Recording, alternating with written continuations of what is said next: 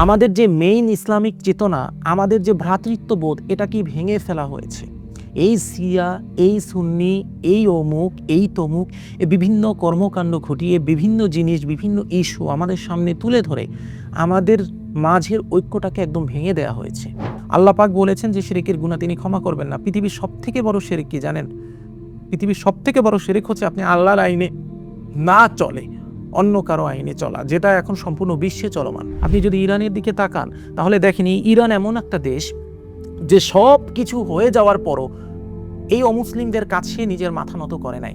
এমন না যে ইরান কিন্তু অনেক অস্ত্রশস্ত্র আছে, তাদের অনেক পাওয়ার আছে, তাদের যুক্তরাষ্ট্রের থেকে ক্ষমতা বেশি, ইসরায়েলের থেকে ক্ষমতা বেশি, ব্যাপারটা এমন না। কিন্তু তারপরও তারা মাথা নত করে নাই এবং তারা মাথা নত করবে না। কারণ কি?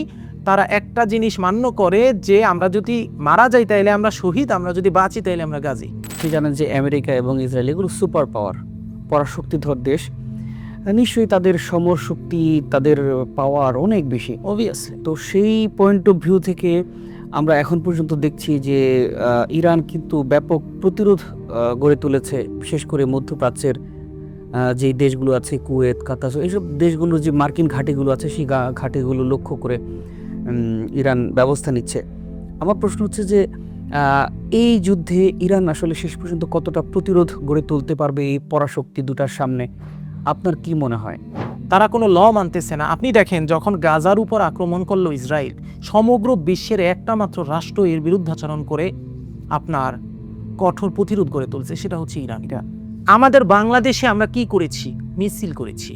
আল্লাহ রাসূল বলেছেন খোরাসানের থেকে কালো পতাকাবাহী একটা দল বের হবে, যেটা ইমাম মাহাদির হচ্ছে আপনার দল থাকবে। তো ইমাম মাহাদি আসবে, ইমাম মাহাদি আসলে আমরা ইমাম মাহাদির সাথে যোগ দেব। আমি মনে করি এই চিন্তা থাকা ভালো, কিন্তু এই চিন্তা না করে ইমাম মাহাদির মেন যে উদ্দীপনা, সেই উদ্দীপনা ধারণ করে নিজের স্থান থেকে প্রচেষ্টা করা সব থেকে বেশি জরুরি। সুপ্রিয় দর্শক, আসসালামু আলাইকুম। আপনাদের সবাইকে স্বাগত জানাচ্ছি তিলেসমাতি দুনিয়ার বিশেষ আয়োজনে। আজকের এই পডকাস্টে আমরা ভিন্ন একটা বিষয় নিয়ে কথা বলবো, অর্থাৎ সমসাময়িক বার্নিং একটা ইস্যু। আপনারা জানেন যে ইরানে আমেরিকা এবং ইসরায়েল আগ্রাসন চালাচ্ছে। সেই বিষয়টা নিয়ে আমরা আজ কথা বলবো এবং আধ্যাত্মিকতার পয়েন্ট অফ ভিউ থেকে এই বিষয়টা কেমন সেটা নিয়েও আমরা আলোচনা করব। বরাবরের মতো আমাদের সাথে আজ আছেন আপনাদের সবার পরিচিত এবং প্রিয় মুখ হাফিজ সাইফুল্লাহ মানসুর। আপনাকে স্বাগত জানাচ্ছি নতুন পডকাস্টে। আমরা শুরুতেই বললাম যে আজকে আমরা ভিন্ন একটা টপিকস নিয়ে কথা বলবো, অর্থাৎ সমসাময়িক যেই বিষয়টা চলছে। আপনি জানেন যে ইরানের যুদ্ধ চলছে। যদি এক কথায় বলি, ইরানে যে মার্কিন এবং ইসরায়েলের যে আগ্রাসন কয়েকদিন ধরে আসলে চালানো হচ্ছে, এইটাকে আসলে আপনি কিভাবে দেখেন আধ্যাত্মিকতার পয়েন্ট অফ ভিউ থেকে? খুব সুন্দর প্রশ্ন করেছেন। বাস্তবিক অর্থে আধ্যাত্মিকতার পয়েন্ট অফ ভিউ থেকে যদি আমরা দেখি তাহলে আমরা দেখতে পাই যে মহান পাক পরওয়ারদিগার রব্বুল আলামিন কোনো একটা জাতিকে, কোনো একটা গোষ্ঠীকে ততক্ষণ পর্যন্ত সম্পূর্ণরূপে বিনাশ করে না যতক্ষণ পর্যন্ত সেই জাতি বা গোষ্ঠী পাপের সর্বোচ্চ সীমায় না পৌঁছে যায়। আমরা পবিত্র কালামে পাক এবং পবিত্র হাদিস শরীফ যদি দেখি তাহলে আমরা দেখতে পাই রাসূল কারীম সাল্লাল্লাহু আলাইহি ওয়াসাল্লাম একটা কথা বারবার বলেছেন। সেটা হচ্ছে যখন কোনো ব্যক্তি বা কোনো জাতিগোষ্ঠী পাপ করতে থাকে, লাগাতার পাপ করতে থাকে, তখন আল্লাহ রাব্বুল আলামিন তার ওই পাপকে তার চোখে চাকচিক্যময় করে তোলে। অর্থাৎ সে যে পাপ করতেছে এটা সে বোঝে না। তার চোখে বা তাদের চোখে ওই পাপকে চাকচিক্যময় করে তোলার জন্য তারা ওই পাপে এতটাই বেশি নিমজ্জিত হয়ে যায় যে সর্বশেষে ওই পাপ তাকে নিয়ে ডুবে মরে। অর্থাৎ আপনার পিঠের বোঝা যদি আপনার দরকারের থেকে বেশি ভারী হয়ে যায় তাহলে আপনাকে মাটির সাথে মিশিয়ে দেওয়ার জন্য ওই বোঝাই এনাফ, এর থেকে বেশি কিছুর দরকার নেই। বাস্তবতা হচ্ছে আমরা ইসরায়েল এবং যুক্তরাষ্ট্র যেভাবে ইরানের উপর হামলা চালাচ্ছি, এটা আমরা একটা বাচ্চাও যদি জিজ্ঞাসা করা হয়, একটা বাচ্চাও এটা বলতে বাধ্য হবে যে এটা সম্পূর্ণরূপে জুলুমের একটা বহিঃপ্রকাশ। কারণ তারা বাস্তবিক অর্থে এই ২০২৬ সালের ফেব্রুয়ারি মাসে তারা কিন্তু একটা সমালোচনা করেছে, একটা আলোচনায় আলোচনার টেবিলে ছিল। তারা কিন্তু একটা আলোচনার টেবিলে ছিল এবং সেই আলোচনার টেবিল থেকে আপনার একটা সুনির্দিষ্ট একটা বক্তব্য বা একটা সুনির্দিষ্ট কোনো একটা বিষয় যে তারা বের করে নিয়ে এনে সেটার উপর কাজ করবে বা সেটার উপর বহাল থাকবে, সেই সুযোগটাই তারা দেয় না। দেয়নি। তারা সাডেনলি হচ্ছে আমরা দেখতে পেয়েছি যে এই ২৮ ফেব্রুয়ারি তারা হচ্ছে হামলা চালিয়েছে, যেটা সম্পূর্ণরূপে ইন্টারন্যাশনাল ল এর খেলাফ। অর্থাৎ এখানে তারা কোনো ইন্টারন্যাশনাল ল মান্য করে নাই। এবং আমরা দেখেছি গেল বছরেও কিন্তু এইরকমভাবে হ্যাঁ, অন্যায়ভাবে তারা আন্তর্জাতিক কোনো ধরনের আইনের তোয়াক্কা না করে হঠাৎ করে জি। আহ, এর ১২ আগের দিন, বছর ১২ দিন, 12 দিনের একটা প্রায় ১২ যুদ্ধ দিন হয়েছিল। বা ১২ দিনের যুদ্ধ হয়েছিল। বাস্তবিক অর্থে এখানে তাদের মেইন উদ্দেশ্যটা হচ্ছে আপনার মুসলিম যে শক্তিটা সেটাকে সম্পূর্ণরূপে বিনাশ করে দেওয়া। কারণ আমরা যদি বর্তমান সময়ে সম্পূর্ণ বিশ্বে দেখি তাহলে আমরা বিশ্বের কোথাও ইরানের মতো এমন কোনো মুসলিম শক্তি দেখব না যারা পাশ্চাত্যের যেকোনো বিষয়ে এভাবে হস্তক্ষেপ করে এবং তাদেরকে আটকে দেওয়ার প্রচেষ্টা করে। ইরান এবং ইসরায়েল, যুক্তরাষ্ট্র, এদের ভিতর যে এই দ্বন্দ্ব কিন্তু বাস্তবিক অর্থে আপনার এই ২ মাস, ৩ মাস বা ১ বছর ২ বছর যাবত না, দীর্ঘদিন প্রায় দীর্ঘদিন। 4-5 দশক ধরে। হ্যাঁ, প্রায় ৪-৫ দশক ধরে। আল্লামা দেলোয়ার হোসেন সাঈদী রহমাতুল্লাহ আলাইহ যখন জীবিত ছিলেন তখন তার মুখে একটি বক্তব্য শুনেছিলাম।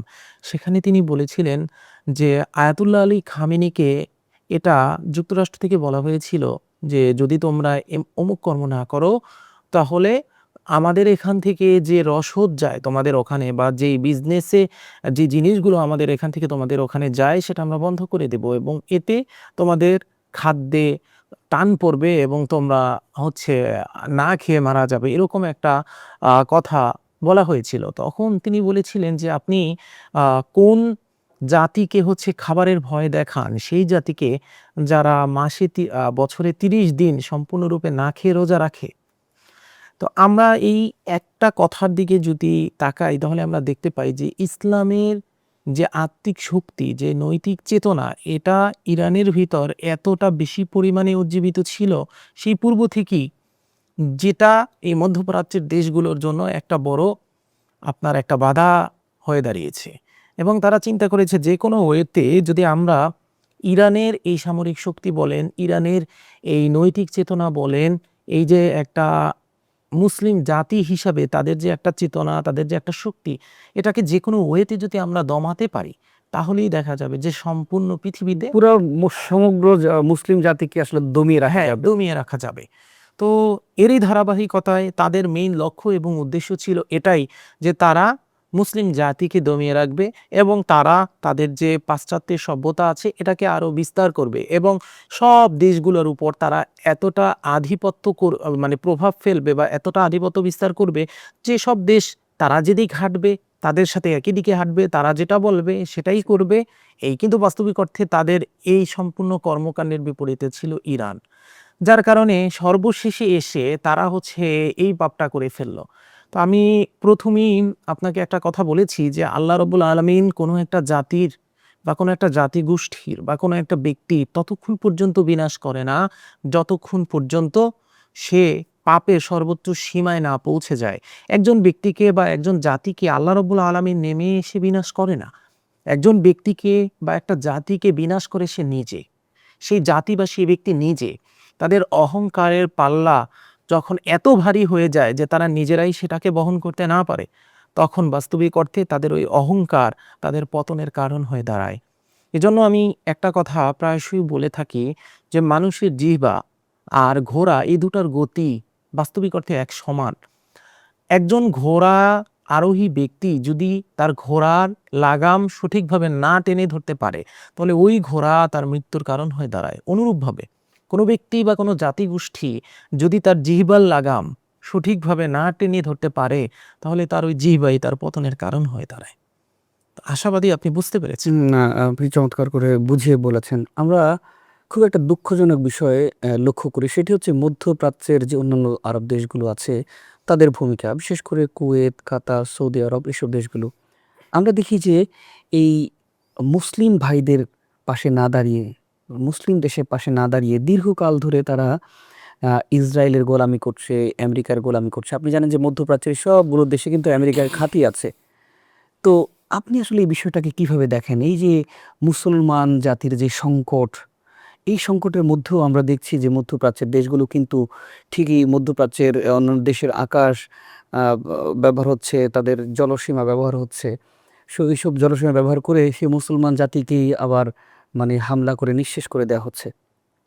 সবকিছু মিলিয়ে মধ্যপ্রাচ্যের আরব দেশগুলোর যে আসলে যে ভূমিকা খুবই দুঃখজনক। এটাকে আসলে আপনি কিভাবে দেখেন? দেখুন, আপনার প্রশ্নের উত্তর যদি আমি দিতে যাই তাহলে আমার গোড়ায় হাত দিতে হবে। আর যখন আমরা গোড়ায় হাত দিব তখন আপনি দেখবেন গোড়াই দুর্বল। আল্লাহর রাসূলের একটি স্পষ্ট হাদিস রয়েছে। এই হাদিসের দিকে যদি আমরা তাকাই তাহলে আমরা দেখতে পাই যে বাস্তবিক অর্থে আমাদের এই বর্তমান সমাজে ইসলাম বা মুসলিম যে চেতনাটা এটা আসলে কোথায় আছে এটা আমরা বুঝতে পারি। আমাদের এই বর্তমান সমাজের দিকে যদি আমরা তাকাই তাহলে আমরা দেখতে পাই যে একটা খারাপ কাজ দেখলে সেটাকে বাধা দেওয়ার যে প্রবণতা, এই প্রবণতা আমাদের ভিতর থেকে উঠে গিয়েছে। আল্লাহর রাসূল ইরশাদ করেন, মার রাআ মিনকুম মুনকারান ফালিয়ুগাইয়িরহু বিয়াদিহি ফাইন লাম ইয়াস্তাতি' ফাবিলিসানিহি ফাইন লাম ইয়াস্তাতি' ফাবিকলবিহি ওয়া যালিকা আদাফুল ঈমান। অর্থাৎ যখন তোমার সামনে কোনো খারাপ কর্ম সাধন হতে তুমি দেখতেছো তখন সেটাকে তুমি তোমার হাত দিয়ে বাধা দাও। যদি তোমার হাত দিয়ে বাধা না দিতে পারো তাহলে তোমার মুখ দিয়ে বাধা দাও। যদি তোমার মুখ দিয়েও বাধা না দিতে পারো তাহলে অন্তত অন্তরে ঘৃণা পোষণ করো। তবে জেনে রাখো নিশ্চয়ই অন্তরে ঘৃণা পোষণ করা সবচেয়ে নিকৃষ্টতম উদাহরণ ইমানের। আল্লাহ রাসূল এখানে বলতেছেন যে তোমার সামনে খারাপ কর্ম হলে তুমি সেটা হাত দিয়ে বাধা দাও, না হলে মুখ দিয়ে বাধা দাও, না হলে তুমি মনে মনে ঘৃণা করো। তবে জেনে রাখো মনে মনে ঘৃণা করা হচ্ছে সব থেকে নিকৃষ্টতম ইমানের স্তর। এটা আমার কথা না। তাহলে আজকে আপনি একটু চারিদিকে তাকান এবং দেখেন কি হচ্ছে। রাসূল করিম সাল্লাল্লাহু আলাইহি ওয়াসাল্লামের জামানায় রাসূল করিম সাল্লাল্লাহু আলাইহি ওয়াসাল্লামকে অবমাননা যদি করা হতো সাথে সাথে তার মাথা ফেলে দেওয়া হতো। এবং মাথাটা কে ফেলতো? সাহাবারা ফেলতো। আমরা যদি রাসূল করিম সাল্লাল্লাহু আলাইহি ওয়াসাল্লামের জীবনী পড়ি তাহলে আমরা সেখানে দেখতে পাবো যে এমন অনেক সাহাবা রয়েছে, শুধুমাত্র যে আপনার পুরুষ সাহাবা ব্যাপারটা এমন না, এমন অনেক নারী সাহাবাও রয়েছে যাদের সামনে বসে যখন ইহুদিরা রাসূল করিম সাল্লাল্লাহু আলাইহি ওয়াসাল্লাম এবং আল্লাহ রাব্বুল আলামিনকে অবমাননা করে কোনো কর্ম করেছেন, সাথে সাথে ইনস্ট্যান্ট তারা সেটার রিয়াকশন দিয়েছেন। এবং এর মাধ্যমে তারা হচ্ছে এমন যুদ্ধ মানে করেছেন যে যে অবমাননা করেছে তার মাথাই তার সাথে ছিল না। তাহলে আপনি কল্পনা করেন যে তখন তাদের ইমানি চেতনা, ইমানি শক্তি কোথায় ছিল? অর্থাৎ তাদের সামনে বসে ইসলামের বিরুদ্ধে একটা কথা বলতে দেরি, কিন্তু তার অ্যাকশন পেতে দেরি নেই। কথা বুঝতে পেরেছেন? কিন্তু আজকে যদি আমরা দেখি তাহলে আমরা কি দেখতে পাই? আমাদের সম্পূর্ণ পৃথিবীর আমাদের যে মেইন ইসলামিক চেতনা, আমাদের যে ভ্রাতৃত্ববোধ, এটা কি ভেঙে ফেলা হয়েছে। এই শিয়া, এই সুন্নি, এই অমুক, এই তমুক, এ বিভিন্ন কর্মকাণ্ড ঘটিয়ে বিভিন্ন জিনিস, বিভিন্ন ইস্যু আমাদের সামনে তুলে ধরে আমাদের মাঝের ঐক্যটাকে একদম ভেঙে দেওয়া হয়েছে। স্বাভাবিকভাবে আপনি চিন্তা করেন, রাসূল করিম সাল্লাল্লাহু আলাইহি ওয়াসাল্লামের মৃত্যুর পর যখন ৪ খলিফা ইসলামের শাসন চালালো, এই ৪ খলিফার সময় ওমর রাদিয়াল্লাহু তাআলা আনহুর সময় সম্পূর্ণ অর্ধজাহান ওমর রাদিয়াল্লাহু তাআলা আনহুর হস্তগত ছিল। সম্পূর্ণ অর্ধজাহানের খলিফা ছিল হযরত ওমর রাদিয়াল্লাহু তাআলা আনহু। তাহলে তখন ইসলামের বিজয় এবং ইসলামের জয় জয়কার কতটা ছিল? এর প্রধান কারণ হচ্ছে তখনকার মানুষের ভিতর ইসলামিক যে ঐক্য সেটা। কিন্তু আমাদের বর্তমান সময়ে এসে এই ঐক্য জিনিসটাই আমাদের মাঝে নাই। ঐক্য জিনিসটা কেন আমাদের মাঝে নাই আমাদের বুঝতে হবে। কারণ আমাদের মাঝে এই শিয়া সুন্নির দ্বন্দ্ব, এই অমুক দ্বন্দ্ব, এই তমুক দ্বন্দ্ব, এই হাজার ফেরকা, এই সে হচ্ছে অমুক ফেরকা, এই সে অমুক দল, এই সে তমুক দল, এভাবে দলে দলে বিভক্ত করতে করতে করতে করতে মূলত আমাদের শক্তিটাকে সম্পূর্ণরূপে বিনষ্ট করে দেওয়া হয়েছে। এটা কারা করেছে? এটাও কিন্তু বাস্তবিক অর্থে কোনো না কোনোভাবে এই ইহুদি খ্রিস্টান সভ্যতাই হচ্ছে মানুষের মাঝে ঢুকিয়ে দিয়েছে, আমাদের মানুষের মাঝে। অন্যথায় পূর্বে এটা ছিল না। আপনি খেয়াল করে দেখেন, যেই ইসলাম বাস্তবিক অর্থে আল্লাহ রাব্বুল আলামিনের মুখের বাণীতে যতটা না প্রচার হয়েছে তার থেকে বেশি প্রচার হয়েছে তলোয়ারের আঘাতে। যখন রাসূল করিম সাল্লাল্লাহু আলাইহি ওয়াসাল্লাম ইসলামের দাওয়াত দেওয়া শুরু করেছেন তাকে কিন্তু হিজরত করতে হয়েছে, তাকে মক্কা থেকে চলে যেতে হয়েছে। কিন্তু যখন এই নবী করিম সাল্লাল্লাহু আলাইহি ওয়াসাল্লাম তার হাতে তলোয়ার নিল তখন কিন্তু ইসলামের বিজয়কে কেউ আটকে দিতে পারে নাই। যেই নবী করিম সাল্লাল্লাহু আলাইহি ওয়াসাল্লাম আপনার তায়েফের ময়দানে তার দাঁত শহীদ হলো, তার দাঁত পড়ে গেল, তারপরও সে মানুষের বিরুদ্ধে কোনো কথা বলে নাই, মানুষের বিরুদ্ধে একটা আঘাত করে নাই। সেই নবী করিম সাল্লাল্লাহু আলাইহি ওয়াসাল্লামই বনু কুরায়জার গোত্রকে সম্পূর্ণ বিনাশ করে দিলেন। আপনি যদি ইতিহাস ঘাটেন আপনি দেখবেন যে আপনার বনু কুরাইজার গোত্রের একই সাথে অ্যাভারেজে 700 থেকে 900 মানুষের শিরোচ্ছেদ করা হয়েছিল রাসূল কারীম সাল্লাল্লাহু আলাইহি ওয়াসাল্লাম থাকা অবস্থায়। কারণ বনু কুরাইজার গোত্র মুসলমানদের সাথে মুনাফিকি করেছিলেন। তাই আপনি চিন্তা করেন, আপনার আমার বলার পয়েন্ট অফ ভিউটা আপনি দেখেন, যে নবী করিম সাল্লাল্লাহু আলাইহি ওয়াসাল্লাম তাইফের ময়দানে এত অত্যাচারিত হলেন যে তার দাঁত পর্যন্ত শহীদ হয়ে গেল, কিন্তু সে তারপরও কিছু বললেন না। সেই নবী করিম সাল্লাল্লাহু আলাইহি ওয়াসাল্লামই বনু কুরাইজার গোত্রের 700 থেকে 900 মানুষের শিরোচ্ছেদ করলেন। আপনি বুঝতে পারতেছেন যে ইসলামকে টিকে থাকতে হলে তাকে কতটা আপনার স্ট্রং হতে হবে। রাসূল করিম সাল্লাল্লাহু আলাইহি ওয়াসাল্লামের এই কর্মের কারণে এর পরবর্তীতে একটা দীর্ঘ সময় পর্যন্ত পৃথিবীর ভিন্ন ভিন্ন স্থানের ভিন্ন ভিন্ন রাজা বলেন, বাদশা বলেন, যারাই বলেন না কেন, তারা ইসলামের বিরুদ্ধে কথা বলার কোনো সাহস পায় না। অথচ আজকে আমরা যদি দেখি তাহলে আমরা দেখি আমাদের ধর্ম ব্যবস্থাটা কোথায় চলে গিয়েছে। আমরা চিন্তা করি কি জানেন, আমরা চিন্তা করি যে আমাদের ধর্ম হচ্ছে আমরা শুধুমাত্র ঘরের ভিতর থাকব, আমাদের ধর্ম হচ্ছে আমরা 5 ওয়াক্ত নামাজ পড়ব, আমরা রোজা রাখব, আমরা ইসলামের যে আইন কানুনগুলো আল্লাহ পাক বলেছেন যেগুলো আমার ঘরের ভিতর বসে মান্য করতে আমার কষ্ট কম হয়, শুধু সেই আইন কানুনগুলো মান্য করব, এটাই আমার ধর্ম। আজকে আপনার আমার এবং আমার এই বর্তমান সমাজের দিকে যদি আমরা তাকাই, তাহলে আমরা এই বর্তমান সমাজের দিকে তাকালে দেখতে পারবো আপনার সামনে বসে, খুবই দুঃখের সাথে বলতেছি ভাই, আপনার সামনে বসে একজন মানুষ মোবাইলে একটা খারাপ ছবি দেখতেছে, আপনি তাকে ডাক নিবেন না। আপনার সামনে বসে কালচারাল নাইট হচ্ছে, আপনি সেখানে ডাক নিবেন না। আপনার সামনে বসে যত খারাপ কর্ম করা যায় সব খারাপ কর্ম হচ্ছে, আপনি সেখানে ডাক নিবেন না। আপনার সামনে বসে আপনার ড্যান্স হচ্ছে, বেপর্দায় সব অশ্লীল কর্মকাণ্ড হচ্ছে, আপনি সেখানে ডাক নিবেন না। তখন আপনার এগুলো দেখার সময় তখন আপনার মনে থাকে না যে ইসলাম এটা বলছে ওটা বলছে, এটা কি হচ্ছে, আমি তাকে বাধা দেই, ওই হাদিস অনুসারে আপনি বাধা দেবেন না। আপনার বাধাটা কোন জায়গা দিয়ে আসে? অন্তরের ঘৃণা পোষণ থেকে, যে আপনি অন্তর থেকে বলবেন যে না, কাজটা খারাপ হচ্ছে। সবচেয়ে দুর্বল ইমান। সবচেয়ে দুর্বল ইমান না, নিকৃষ্টতম ইমান। আল্লাহ রাসূল বলতেছে সব থেকে নিকৃষ্টতম ইমান, যেটা আমরা বর্তমানে দেখতেছি। কিন্তু আজকে এই বর্তমান যুগে এসে আপনার ইমানি চেতনা কখন জাগবে আপনি জানেন? আপনার ইমানি চেতনা জাগবে যখন একজন ব্যক্তি ইসলাম নিয়ে কথা বলা শুরু করবে। আপনি নিজে তো জীবনে ইসলাম নিয়ে কোনো কথা বললেন না, যখন অপর একজন ব্যক্তি ইসলাম নিয়ে লেকচার দেওয়া শুরু করবে, ইসলামের চেতনা মানুষের সামনে আনা শুরু করবে, তখন আপনার ভিতরের ইসলাম জেগে উঠবে। কি জেগে উঠবে জানেন? হাডুডু খেলার ইসলাম। কেন হাডুডু খেলার ইসলাম? তখন আপনি আসবেন, এই উনি আসছে বড় বড় কথা বলতে, ইসলামের লেকচার দিতে, ওনার হাতে স্বর্ণের আংটি, উনি দেখে না যে আংটি পরা হারাম? ওনার হাতে একটা ব্রেসলেট, উনি দেখে না যে এই ব্রেসলেট পরা হারাম? উনি নিজেই মানে না ইসলাম, উনি আসছে ইসলামের কথা বলতে। অথচ দেখবেন যেই ব্যক্তি এই কথাটা বলতেছে সেই ব্যক্তি তার সমস্ত দিনে ইসলামের কম হলেও 100টা আইন অমান্য করেছে। সে তার নিজের ফোন যদি আপনি চেক করেন দেখবেন সেখানে অশ্লীল ছবিতে ভরা। সে রাত তার জাস্ট ফ্রেন্ডের সাথে চ্যাটিং করতেছে। এটা সমস্যা না। সমস্যা কখন? যখন একজন ব্যক্তি ইসলাম নিয়ে আপনাকে কিছু বলতে আসছে, যখন একজন ব্যক্তি ইসলামের চেতনা উজ্জীবিত করার জন্য 2-4টা কথা বলতেছে, যখন একজন ব্যক্তি বর্তমান যে সমাজ ব্যবস্থায় আমরা চলতেছি, যে ধর্মে আমরা চলতেছি, এই ধর্মের আসল লক্ষ্যটা আপনাদের সামনে আনার প্রচেষ্টা করতেছে, তখন আপনার হাডুডু খেলার চেতনা জাগ্রত হয়ে গেল। কি? এই ওনার দাড়ি নেই, এই ওনার হাতে আংটি কেন, এই এটা কেন ওটা কেন? আরে বাবারে, দাড়ি নাই, আংটি কেন, ওনার শরীরে কোট কেন, উনি কেন ব্লেজার পরে আছে, উনি কেন মাথায় টুপি পরল না, উনি কেন মাথায় পাঞ্জাবি পরল না? ভাইরে, এগুলো আল্লাহর রাসূল বলছে, আমি মানলাম।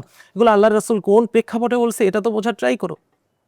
আল্লাহর রাসূল বলছে আংটি পরা যাবে না, অর্থাৎ স্বর্ণ পরা যাবে না। তাহলে স্বর্ণ কেন পরতেছি? কারণ স্বর্ণ পরা হারাম, তারপরও আমি স্বর্ণ কেন পরতেছি?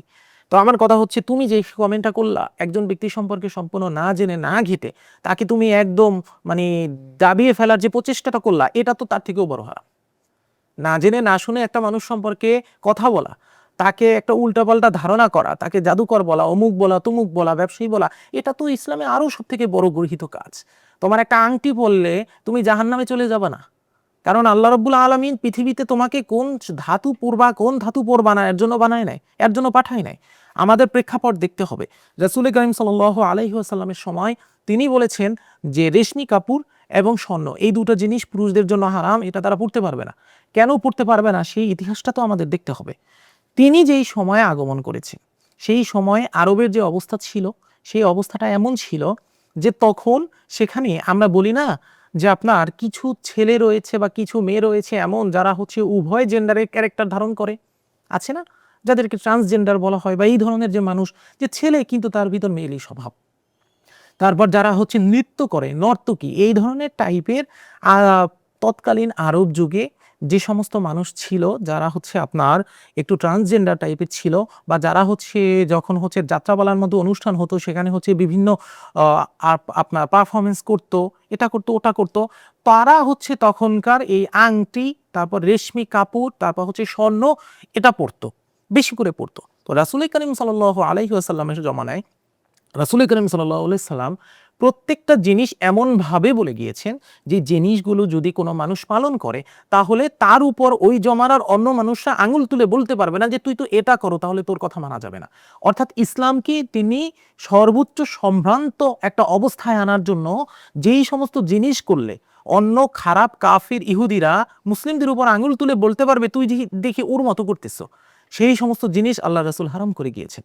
আংটি পরা হারাম, ভাইরে আংটি পরা এত বড় হারাম। আল্লাহর একজন নবী হযরত সুলাইমান আলাইহিস সালাম, আংটির ব্যাপার না, সেখানে স্বর্ণ পরিধান। হ্যাঁ স্বর্ণর ব্যাপার, তো স্বর্ণ পরা এত বড় হারাম।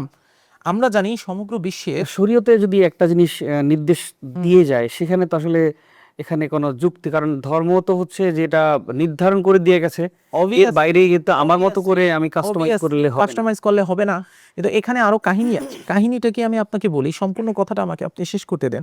সেটা হচ্ছে যে শরীয়ত আমাকে ওই টাইমে রাসূল করিম সাল্লাল্লাহু আলাইহি সাল্লাম বলে গেছে এটা হারাম, এবং রেশমি কাপড় পরাও হারাম। এর অন্য আর একটা ব্যাখ্যাও রয়েছে যে এটা যদি পরিধান করে তাহলে পুরুষের আপনার যে সেক্সুয়াল পাওয়ারটা এটা কমে যায়, এরকম একটা ব্যাখ্যাও রয়েছে। কিন্তু কথা হচ্ছে যে কোনো ব্যক্তি স্বর্ণ কখন পরিধান করতে পারবে কখন পরিধান করতে পারবে না এটাও তো দেখতে হবে। আল্লাহর রাসূল যেভাবে এটা হারাম বলেছে সেভাবে আল্লাহর রাসূল এটাও বলেছে যে কোনো ব্যক্তি যদি তার ঘর থেকে দূরবর্তী কোনো জায়গায় অবস্থান করে, অর্থাৎ কোনো ব্যক্তি যদি মুসাফির হয়, তাহলে সে সামান্য পরিমাণে স্বর্ণ পরতে পারে, যেই স্বর্ণটা তার হাতে রাখতে পারবে। যদি সে কখনো কোনো বিপদে পতিত হয় তাহলে তার ওই স্বর্ণ সে বিক্রি করে কিছু পরিমাণ অর্থ যদি সে পায়, সেই অর্থ দিয়ে যেন সে সাময়িক কিছুটা সময় চলতে পারে, এই পরিমাণ স্বর্ণ সে পরিধান করতে পারবে, এটাও শরীয়তের বিধান। এখন আমরা যদি আমাদের ইসলামেরই একজন নবী দেখি হযরত সুলাইমান আলাইহিস সালাম, যিনি একজন বাদশা ছিলেন, তো হযরত সুলাইমান আলাইহিস সালামের সম্পূর্ণ মস্তিষ্ক থেকে শুরু করে পা পর্যন্ত প্রায় স্বর্ণ ছিল ভরিতে ভরিতে, সেটা রাসূল সাল্লাল্লাহু আলাইহি ওয়াসাল্লামের অনেক আগের অনেক কথা। আগের। এখন আমরা তো যেহেতু সর্বশেষ মানে নির্দেশনাটা আমরা পেয়েছি পালন যে করব। আমরা সর্বশেষ নির্দেশনাটাই পালন করব।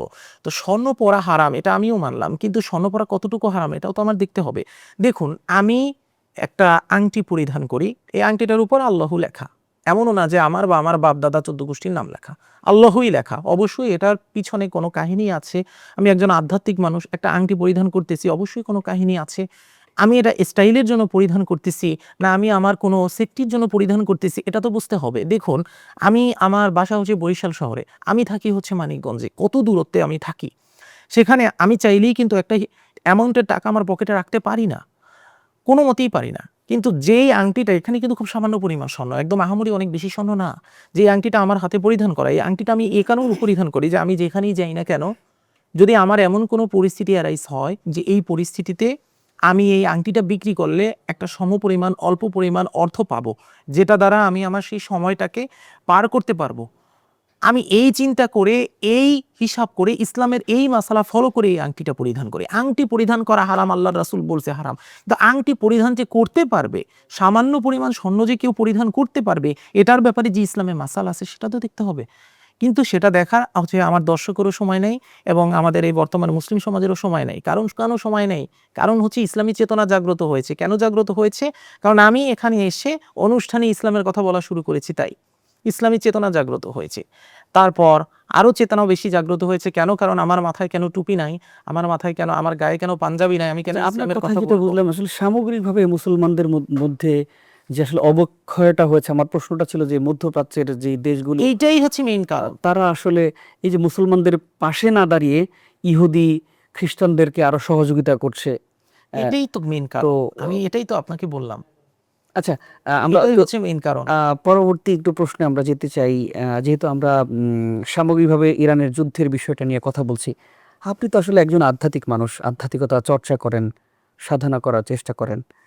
আপনার দৃষ্টিকোণ থেকে আধ্যাত্মিকতার পয়েন্ট অফ ভিউ থেকে আপনার কাছে এই বিষয়টা জানতে চাই। আপনি কি মনে করেন আসলে এই যে যুদ্ধটা আসলে এটা কি দীর্ঘ হওয়ার সম্ভাবনা আছে? নাকি গেল বছর যে এরকম ১২ দিনের যুদ্ধটা হয়েছিল শেষমেশ আমরা দেখেছি যে ইসরায়েল কিংবা আমেরিকা একটা তড়িঘড়ি করে একটা যুদ্ধবিরতি এনেছিল, মানে হেরে যাওয়ার ভয়ে বলা যায়। এবারের আসলে অবস্থাটা কেমন হতে পারে বলে আপনি মনে করেন? না, আপনার কথা সুন্দর এবং প্রশ্ন জটিল।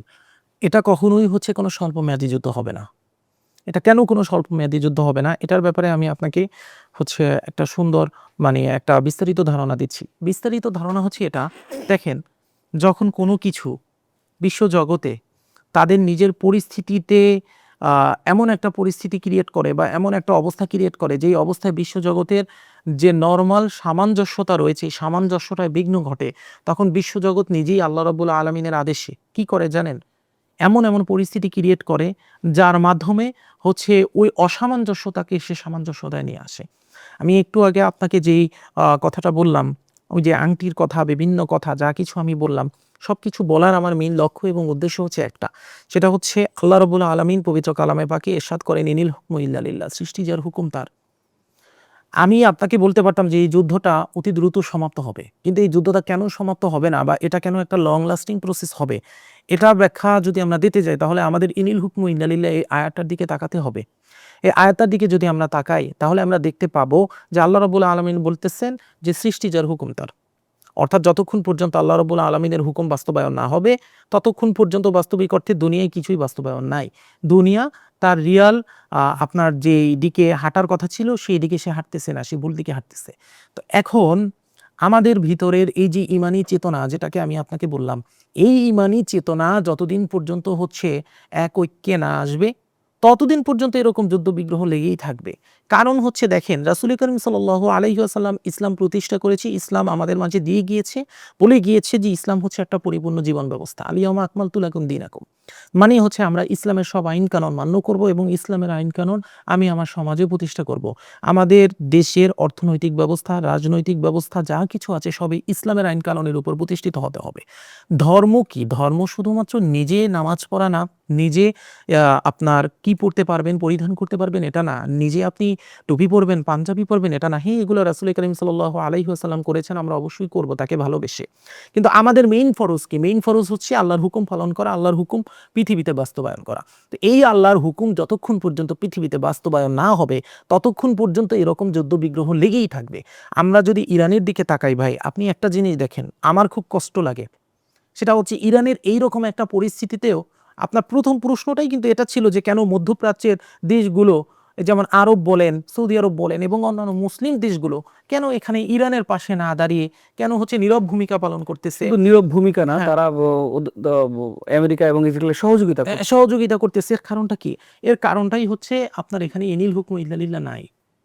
এখানে ইনিল হুকমু ইল্লা লিল্লাহ নাই, এর কারণ তারা এরকম করতেছে। যদি এখানে ইনিল হুকমু ইল্লা লিল্লাহ থাকতো তাহলে তাদের মাঝে এই প্রেরণা থাকতো যে না আমাদের এনি হাউ ইসলাম প্রতিষ্ঠা করতে হবে, অর্থাৎ ইসলামের আইন কানুন প্রতিষ্ঠা করতে হবে। ভাই জানেন পৃথিবীর সবথেকে বড় শিরক কি? আল্লাহ পাক বলেছেন যে শিরকের গুনাহ তিনি ক্ষমা করবেন না। পৃথিবীর সবথেকে বড় শিরক কি জানেন? পৃথিবীর সবথেকে বড় শিরক হচ্ছে আপনি আল্লাহর আইনে না চলে অন্য কারো আইনে চলা, যেটা এখন সম্পূর্ণ বিশ্বে চলমান। অন্য কারো আইনে চলা। আপনি বলতে চাচ্ছেন যে কেন তারা আপনার মধ্যপ্রাচ্যের দেশগুলো কেন হচ্ছে যুক্তরাষ্ট্র এবং ইসরায়েলের সহায়তা করতেছে? ভাই সহায়তা করবে না কেন? আপনি একবার ঠান্ডা মাথায় চিন্তা করেন। তাদের দেশেই কিন্তু যুক্তরাষ্ট্রের ঘাঁটি রয়েছে। তাদের দেশেই কিন্তু ইসরায়েলের ঘাঁটি রয়েছে। তাদের দেশ চলার জন্য যে রসদ ব্যবস্থা থেকে শুরু করে বিজনেস পারপোজ থেকে শুরু করে যা কিছু বলেন কোনো না কোনোভাবে ইসরায়েলের সাথে কোনো না কোনোভাবে যুক্তরাষ্ট্রের সাথে হচ্ছে অ্যাসোসিয়েটেড। তো তারা চিন্তা করতেছে যে এখন যদি আমরা ওনাদের বিরুদ্ধে অবস্থান করি তাহলে আমাদের এই জিনিস ঝামেলা হবে, আমাদের অর্থনৈতিক ব্যবস্থা বলেন, আমাদের ব্যবসায়িক ব্যবস্থা বলেন ডেবে যাবে। কিন্তু তারা এটা ভুলে যাচ্ছে যে তাদের মুসলিম জাতি হিসাবে আল্লাহ রাব্বুল আলামিন পাঠিয়েছে, এর মেইন উদ্দেশ্যই হচ্ছে আগে আল্লাহর আইন বাস্তবায়ন করা। আরে ভাই, যেই আল্লাহ আকাশ থেকে মান্না ওয়া সালওয়া পাঠাতে পারছে, আল্লাহ রাব্বুল আলামিন মুসা আলাইহিস সালামের জাতিকে আকাশ থেকে খাবার পাঠিয়েছে মান্না ওয়া সালওয়া। তো সেই আল্লাহ তোমাদের অর্থনৈতিক ব্যবস্থা, তোমাদের রাজনৈতিক ব্যবস্থা, তোমাদের যে প্রোটেকশন আছে এটাকে আল্লাহ রাব্বুল আলামিন দিতে পারবে না? অবশ্যই দিতে পারবে। আল্লাহ রাব্বুল আলামিন সূরা হামিম সিজদার 30 নং আয়াতে বলতেছেন, নিশ্চয়ই যারা আল্লাহর উপর ঈমান আনে এবং তার উপর অটল থাকে, অর্থাৎ আল্লাহর উপর বিশ্বাস করে, ইয়াকিন করে এবং তার উপর অটল থাকে, আল্লাহ তাদের সহায়তার জন্য ফেরেশতা বাহিনী পাঠিয়ে দেন। এটা আমার কথা না, সূরা হামিম সিজদার 30 নং আয়াতের কথা। তো এই উদ্দীপনা যদি মুসলিম জাতির ভিতর থাকতো যে আমরা ইসলামটাকে প্রতিষ্ঠা করব, এনিহাও এটাই আমাদের ধর্ম, এটাই আমাদের কর্ম, ইসলাম প্রতিষ্ঠায় যদি ধর্মকর্ম না হতো তাহলে রাসূল করিম সাল্লাল্লাহু আলাইহি ওয়াসাল্লাম হেরা গুহায় বসিয়ে আমল করতে থাকতেন। চুপি চুপি চুপি চুপি মানুষকে দাওয়াত দিতে থাকতেন এবং বলতেন এভাবে এভাবে ঘরে গিয়ে নামাজ পড়ো, এভাবে এভাবে পাঞ্জাবি পরবা, এভাবে এভাবে জুব্বা পরবা, এটা করবা ওটা করবা, তোমার কিয়ামত একদম ফাইনাল, মানে তুমি একদম জান্নাতে চলে যাবা, ইতি আর তোমার কোনো কাজ নাই। কিন্তু আল্লাহর রাসূলকে আপনি যদি দেখেন, শত মনীষীদের জীবনী একটা বই আছে, এই বইটা লিখেছে কিন্তু একজন বেধর্মী। এই শত মনীষীদের জীবনী যদি আপনি দেখেন তাহলে দেখবেন বিশ্ব জগতের একদম 100 জন হায়ার লেভেলের ব্যক্তিত্ব, যারা সব থেকে উচ্চতর ব্যক্তিত্ব, তাদের একটা লিস্ট করা হয়েছে। সেই লিস্টে 1 নম্বরে রাসূল করিম সাল্লাল্লাহু আলাইহি ওয়াসাল্লামকে দেওয়া হয়েছে। যিনি লিখছেন তিনি খ্রিস্টান, কিন্তু তিনি সেই লিস্টে রাসূল করিম সাল্লাল্লাহু আলাইহি ওয়াসাল্লামকে 1 নম্বরে দিয়েছেন। এর কারণ কি জানেন? কারণ পৃথিবীর ইতিহাসে একমাত্র এমন একজন ব্যক্তিই আছে যিনি একই সাথে ধর্ম প্রণয়ন করার সাথে সাথে সম্পূর্ণ রাষ্ট্র, সম্পূর্ণ সমাজ ব্যবস্থা প্রণয়ন করে গিয়েছেন এবং সেই সম্পূর্ণ সমাজকে সংস্কার করে গিয়েছেন। তো আল্লাহর রাসূল বলতেছেন, আল্লাহ বলতেছেন যে তার উপর যদি আমাদের ইয়াকিন অটুট থাকে, আমরা যদি বুঝতে পারি যে না আমাদের ইসলাম প্রতিষ্ঠা করাই হচ্ছে মেইন ধর্ম, মেইন কর্ম, তাহলে হচ্ছে আমাদের কর্ম আমরা সম্পাদন করার জন্য আমরা ইসলাম প্রতিষ্ঠার সর্বোচ্চ প্রচেষ্টা করব এবং ইনিল হুকমু ইল্লা লিল্লাহ, আল্লাহর আইন বাস্তবায়ন করব। যদি আল্লাহর আইন আমরা বাস্তবায়ন না করতে পারি তাহলে তো আমরা ধর্মের মেইন কাঠামোর মধ্যেই নাই। আমরা যত নামাজ পড়ি, কালাম পড়ি, রোজা রাখি, হজ করি, জাকাত করি না কেন, যখন কিয়ামতের দিন আল্লাহ পাক বলবে যে তুমি আমার আইন বাস্তবায়নের জন্য কি করছো, তখন আমরা কি বলবো? আল্লাহ বলতেছেন ইন্না শিরকা লা যুলমুন আযীম, শিরকের গুনাহ কখনো ক্ষমা হবে না। অথচ সবথেকে বড় শিরকই হচ্ছে আল্লাহর আইন না মেনে অন্য কোনো আইন মানা, যেটায় আমরা সম্পূর্ণ বিশ্ব এখন আছি। আপনি যদি ইরানের দিকে তাকান তাহলে দেখেন ইরান এমন একটা দেশ যে সব কিছু হয়ে যাওয়ার পরও এই অমুসলিমদের কাছে নিজের মাথা নত করে নাই।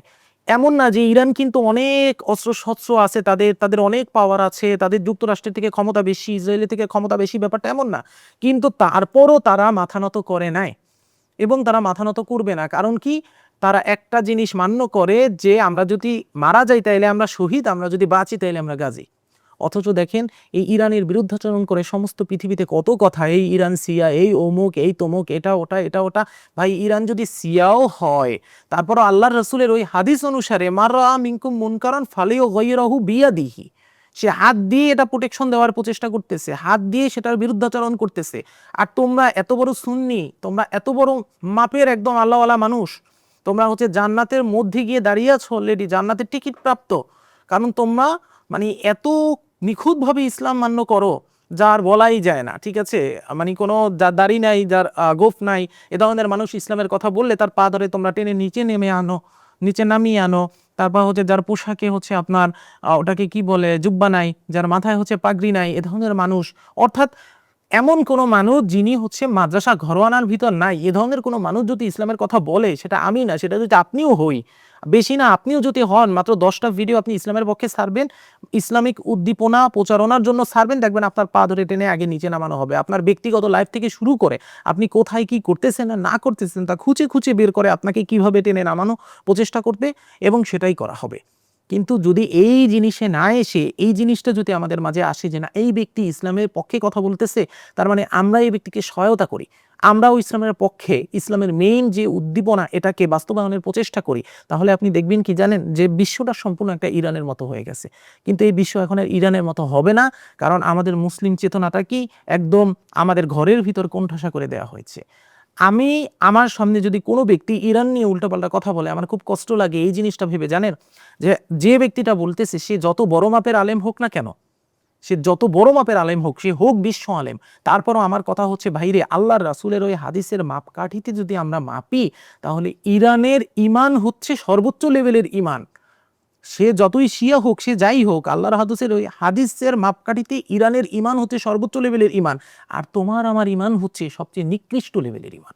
তাহলে নিকৃষ্ট লেভেলের ইমান নিয়ে আমরা তাদের বিরুদ্ধাচরণ করে কিভাবে কথা বলি, যারা নিজের জানের বাজি রেখে তারপর হচ্ছে সমগ্র বিশ্বের একমাত্র রাষ্ট্র যারা হচ্ছে আপনার পশ্চিমাদের বিরুদ্ধে অবরোধ গড়ে তুলেছে।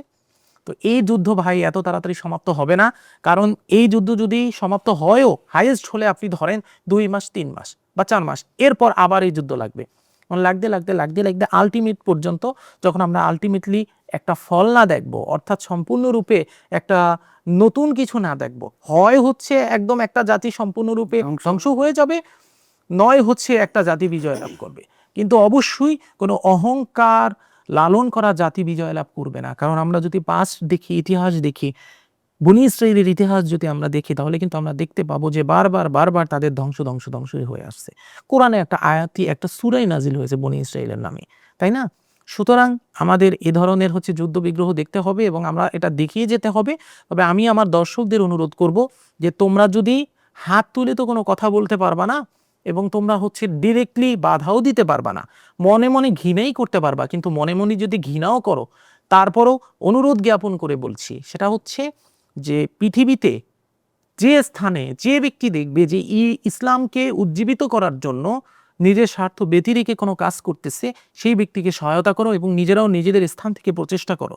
কারণ তোমরা ইমাম মাহাদির আগমন নিয়ে অনেক কথা বলো, ইমাম মাহাদি আসবে, ইমাম মাহাদি আসবে। হ্যাঁ, অবভিয়াসলি ইমাম মাহাদি আসবে, কিন্তু ইমাম মাহাদি যখন আসবে, হাদিসের কথা অনুসারে ইমাম মাহাদির সব থেকে বড় শত্রু হবে আলেম সমাজ।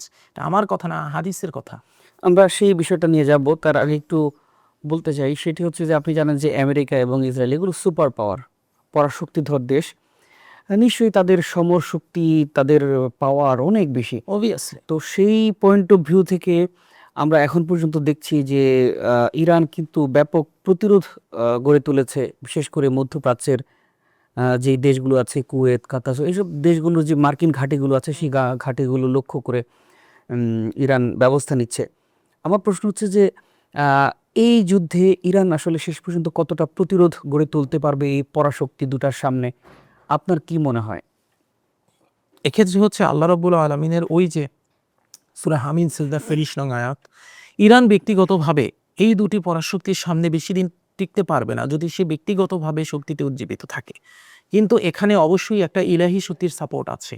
কেন সাপোর্ট আছে? ওই যে আমি বললাম যে যারা আল্লাহর উপর ঈমান আনবে এবং তার উপর অটল থাকে, আল্লাহ তাদের সহায়তার জন্য ফেরেশতা বাহিনী পাঠিয়ে দেন। এখন এই ফেরেশতা বাহিনী তো এমন না যে তারা সশরীরে আসবে এবং ইরানের পক্ষে যুদ্ধ করবে, এটা বর্তমান সমাজ। কিন্তু আল্লাহ রাব্বুল আলামিনের আদেশে এই মালাইকাগণ এমন এমন পরিস্থিতি ক্রিয়েট করবে, যেই পরিস্থিতি বাস্তবিক অর্থে আলটিমেটলি ইরানের পক্ষে যাবে। কারণ দেখেন, ভুল কিন্তু ইরানেরও আছে, ভুল ইসরায়েলেরও আছে, সবারই ভুল আছে, সব মানুষ ভুল করে, আমরাও ভুল করি, আপনিও ভুল করেন, মানুষ ভুলের ঊর্ধ্বে না। কিন্তু যার ভুল বেশি, আল্লাহ রাব্বুল আলামিন তাকে দমিয়ে দেয় যার ভুল কম তার মাধ্যমে। কথা বুঝতে পারছেন? তো আমরা যদি দেখি বর্তমানে ইসরায়েল এবং আপনার যুক্তরাষ্ট্র আমেরিকা যে কাজগুলো করতেছে, এটা হচ্ছে বাস্তবিক অর্থে মানবতার ইতিহাসে সবচেয়ে জঘন্যতম কাজ। মানবতার ইতিহাসে এর থেকে জঘন্যতম কোনো কাজ আর হতে পারে না। তারা কোনো ল মানতেছে না। আপনি দেখেন, যখন গাজার উপর আক্রমণ করলো ইসরায়েল, সমগ্র বিশ্বের একটা মাত্র রাষ্ট্র এর বিরুদ্ধাচরণ করে আপনার কঠোর প্রতিরোধ গড়ে তুলছে, সেটা হচ্ছে ইরান। আমাদের বাংলাদেশে আমরা কি করেছি? মিছিল করেছি। অন্য অন্য দেশে কি করেছি? হাইস্কুলে মিছিল করেছি এবং দেখিয়েছি যে আমরা তোমার সাথে আছি, গাজা আমরা তোমার সাথে আছি। ২-৪টা গান বের করেছি, ঠিক আছে? আমরা ২-৪টা গান গেয়েছি গাজার ব্যক্তিদের পক্ষে। আমরা কয়েকজন হচ্ছে টাকা দিয়ে, আর্থিকভাবে সম্পদ দিয়ে সহায়তা করেছি। কিন্তু একমাত্র দেশ ইরান, কিন্তু একমাত্র দেশ ইরান, সে তার বিরুদ্ধাচরণ করে তার হস্ত তুলেছে। তো ভাই শোনেন, আর্থিকভাবে টাকা দিয়ে, ডোনেশন দিয়ে খাবার পৌঁছে দেয়া, আর এরকম ১০-১২টা মিছিল সমাবেশ করা, আর নিজের ফেসবুকে স্ট্যাটাস দেয়া, এটা সত্যিই ইমানি দায়িত্ব, বা এটাও ইমান, আপনার যে ইমানের যে উদ্দীপনা, এটাও হচ্ছে প্রমাণ করে বা প্রকাশ করে। কিন্তু ভাই, আল্লাহর রাসূলের কথা অনুসারে এটা সবচেয়ে নিকৃষ্টতম ইমান। সুতরাং আমরা ইরানের পক্ষে গিয়ে যুদ্ধ যদি নাও করতে পারি, সমস্যা নাই। আমরা ইরানের মতো যুদ্ধ যদি না করতে পারি, সমস্যা নাই। কিন্তু আমরা আমাদের স্থান থেকে এই প্রার্থনাটা করতেই পারি যে আল্লাহ রাব্বুল আলামিন, তুমি ইরানকে এনিহাও বিজয় দান করো। আমরা নিজেদের স্থান থেকে অন্তত ইরানের সাপোর্টে তো দুটো কথা বলতে পারি। কিন্তু আমরা যদি এখনও এই শিয়া সুন্নির দ্বন্দ্বের ভিতর থাকি, তাহলে বাস্তবিক অর্থে মুসলিম সমাজের অবস্থা ওরকমই হবে। কথা বুঝতে পারছেন? শিয়া সুন্নির দ্বন্দ্ব ঠিক আছে, একটা আকীদাগত পার্থক্য আছে, আমিও এটা মানি, আপনিও এটা মানেন। আমাদের আকিদার জায়গায় ঠিক থাকবে। কিন্তু যে ব্যক্তি ইসলামের পক্ষে কাজ করতেছে, তুমি তো তার পা ধরে তাকে টেনে নিচে নামাতে পারো না, মাসালা দিলে তো হবে না। যদি এরকম মাসালা দিতে থাকো তাহলে কিয়ামত পর্যন্ত এরকম মাসালার পর মাসালা আসতে থাকবে, কিন্তু পৃথিবীতে আর ইনিল হুকমু ইন্দালিল্লাহ প্রতিষ্ঠা হবে না। যদি ইমাম মাহাদির আগমন হয়, ইমাম মাহাদি কিন্তু বাস্তবিক অর্থে এরকম নর্মাল ধর্ম কর্ম করা একজন মানুষ হবে না। হাদিস শরীফগুলো ঘাটো, হাদিসে বলা আছে কি, ইমাম মাহাদির সব থেকে বড় দুশমন হবে ওই সময়ের আলেম সমাজ। সুতরাং বুঝতে হবে, ভাবতে হবে, ইসলামকে প্রতিষ্ঠা করার জন্য সর্বোচ্চ প্রচেষ্টা করতে হবে।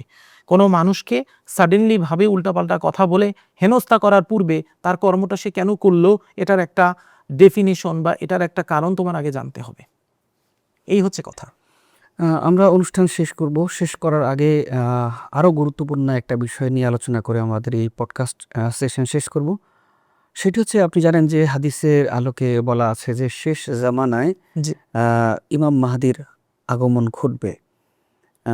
সেখানে কিছু ফোরকাস্ট করা আছে যে শেষ জামানায় কি কি ধরনের ফিতনা অবস্থা আসবে। আসলে ইমাম মাহাদির আগমন ঘটবে। আপনার কি মনে হয় যে এই যে যুদ্ধ হচ্ছে ইরানে, ওই অঞ্চলটাতে, এবং গাজা উপত্যকায় সংকট, যেখানে আমাদের মসজিদ আল আকসা আছে আপনি জানেন, তো সবকিছু মিলিয়ে এই যুদ্ধ, ইসরায়েল, আমেরিকা, ইরান, সেখানে যে একটা তৃতীয় বিশ্বযুদ্ধের ঘনঘটা বেঁধেছে, জি, এর মাধ্যমে কি আসলে ইমাম মাহাদি বা এরপরে আসতে পারে? মানে হাদিসের আলোকে যদি আপনি বিষয়টা একটু বর্ণনা আসলে করেন। বাস্তবিক অর্থে আমরা হাদিসে যদি দেখি সেখানে কিন্তু স্পষ্টভাবে এরকমই বলা আছে যে মধ্যপ্রাচ্যের যে দেশগুলোর কথা বলা হয়েছে, এই দেশগুলোর নামও কিন্তু সেখানে উল্লেখ করা আছে।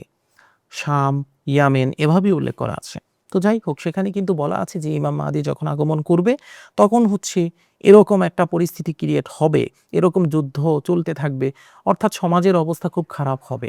ইনফ্যাক্ট আল্লাহ রাব্বুল আলামিন রাসূল করিম সাল্লাল্লাহু আলাইহি ওয়াসাল্লামের মাধ্যমে একটি হাদিসে আমাদের এটাও বলে দিয়েছেন যে শেষ জমানায় কিয়ামতের পূর্বে হচ্ছে মুসলিম সমাজের উপর অমুসলিম সমাজ বা ইহুদিরা প্রচুর পরিমাণে নির্যাতন করবে, কিন্তু তাদেরকে একদম নির্মূল করে দিতে পারবে না। তখন প্রশ্ন করা হলো, ইয়া রাসূলুল্লাহ, তারা কারা থাকবে? বলছে তারা হবে বাইতুল মুকাদ্দাসের আশেপাশে বসবাসরত অধিবাসী, অর্থাৎ গাজার মানুষগণ। তো এগুলো সব আল্লাহর রাসূল পূর্ব থেকেই বলে গিয়েছে।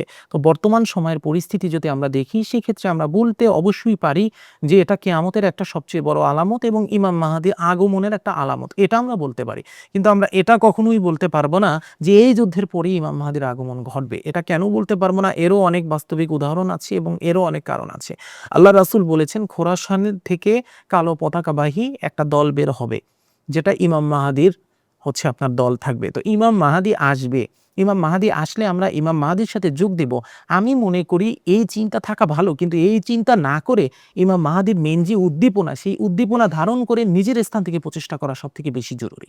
এর কারণ হচ্ছে মাহাদি শব্দের অর্থ কি? পরিত্রাণকারী বা আলোড়ন সৃষ্টিকারী।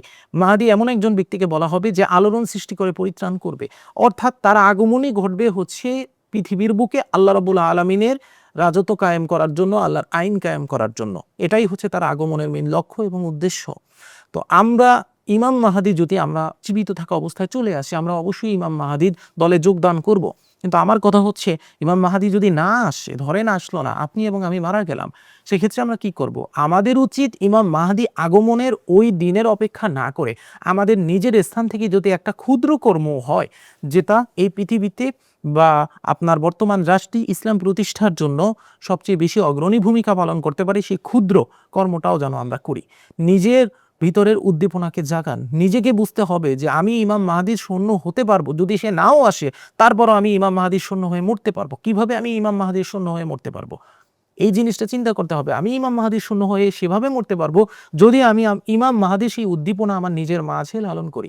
ইমাম মাহাদি যেই কর্ম করার জন্য বিশ্বজগতে আগমন করবে, আমি আমার স্থান থেকে একটা ক্ষুদ্র কর্ম হলেও যেন সেই কর্ম প্রতিষ্ঠার জন্য করি। অর্থাৎ আপনার রাষ্ট্রে এবং আপনার সমাজে আল্লাহর আইন প্রতিষ্ঠা করা। ভাই, সমস্ত সমাজ আর সুদী ব্যবস্থার উপর আছে।